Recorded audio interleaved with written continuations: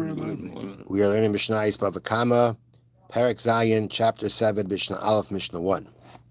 Now, as a introduction, there are two types right now, and really throughout a big part of the neck of the Masechta now is we're dealing with the laws of Kneva, of stealing. And as I bring here a little introduction, there are two types of thieves: the Ganef, who steals secretly, and the Gazlan, who robs openly by force or by threatening force. A Ganef is subject to special laws. He not only has to return the stolen item, but must also pay the owner a fine equivalent to its value. That's called kefel, double. When you steal something, there is a fine that, besides for the principal that you have to return to the person you stole from, whether it be the original article itself. I mean, if it's around, it's the original article. If it's not around, then it's the value. You also have to pay a penalty of adding another, a double principal, another principal to what was stolen. That's called kefel. That actually is unique to a ganef. A gazlan does not pay kefel. Only a ganef does. Another fine that a ganef has to pay is called dalad vehei, arbava chamisha, fourfold or fivefold payments. And the Torah says, if a person steals an ox or a sheep, which can mean a goat or a lamb, whatever it is, the halacha is, if the ganef steals it and then either shechts it, slaughters it, or sells it, he now has to pay 4 times the value of the sheep, 5 times the value of an ox. That's what the Torah says. So it's going to be these. It's going to be these fines that the Mishna is going to be discussing right now. Okay. So again, the Mishna reads: Meruba midas tashlume kefel midas tashlume abava chamisha. The midah, the rule of the payment of double, is more. It's more applicable than the payment of 4 and 5. Shemidas hashlumei kefel noiheges b'medavar sheyesh beruach hayim b'medavar she'ein beruach hayim. The rule of paying double applies both by something that has in it the spirit of life, meaning it's alive, or something that's not alive. Something alive, something inanimate. Kefel applies to both of them, and that is derived from certain psukim in the Torah. Umidas tashlumei abava chamisha. But the rule of paying 4 or 5 more only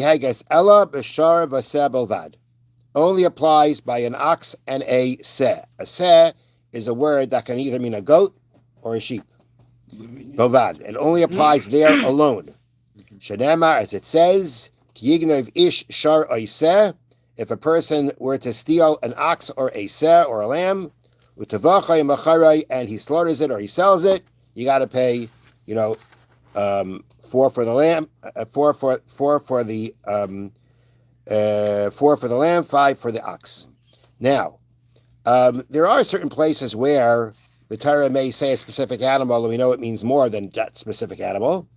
But the Gemara says that in this case, the way we learn the psukim, the way we learn the verses of the Torah, this verse means that the payment of 4 or 5 is specific to an ox or to a lamb.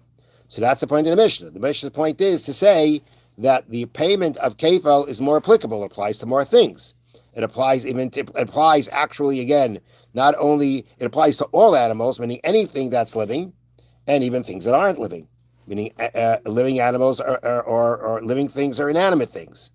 While dalad vehei, the 4 or 5 payment, is only applicable to if you steal and then either sell or shecht an ox or a lamb. Now, just a point to make over here. They bring this here down in the notes.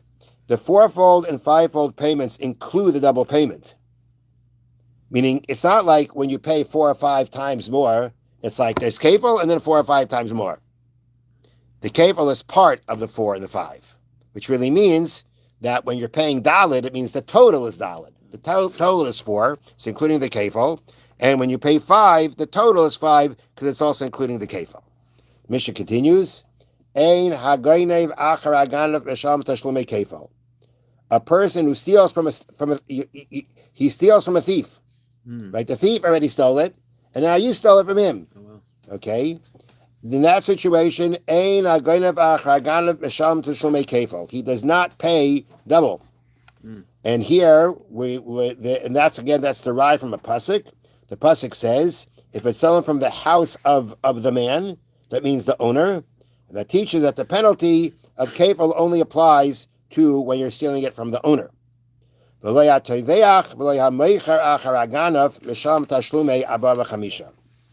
However, a person who nor does a person who shechts or sells after the ganef is going to pay 4 or 5 times. So therefore, if a person steals from the first ganef, he says doesn't have to pay kefil. If a person, let's say, goes over to an animal that was stolen by someone, and then he shechts it or he sells it, there too we say there is no payment of 4 or 5. And there, although there is no specific pasuk, the pasuk of Agura b'beis ish, the pasuk that was stolen from the house of the man, that's a pasuk by kefil, by a double payment. It doesn't say that by the 4 or 5. However, I believe that the explanation to that, to how we know it doesn't apply to Teveach U'Meicher, the one who shechts or sells, is because there is a rule that wherever there's no kefil, there's no 4 or 5. Because as we said, 4 or 5 is kefil plus. If there's no kefil, there's not the plus. And therefore, if we say the one who steals from someone who steals from a ganef doesn't pay double, which again, that means, as they say here in the bracket, in the parentheses, when we say that one who steals a stolen item doesn't have to pay double, it means he doesn't pay double to the original owner, nor does he pay double to the thief. Okay? Yeah. The thief may have actually, in some ways, a thief also acquires, there's a certain idea that a thief who steals, he acquires it to a certain degree. He acquires it to the degree that he's responsible for it. Mm-hmm. But at the end of the day, there is no double payment that is going to be given either to the original owner or to the thief, nor would there be the payment of 4 or 5, which again I believe is because once there is no payment of kefil, of double, then there is no more payment of 4 or 5 either. Have a wonderful day. Thank you, Rabbi.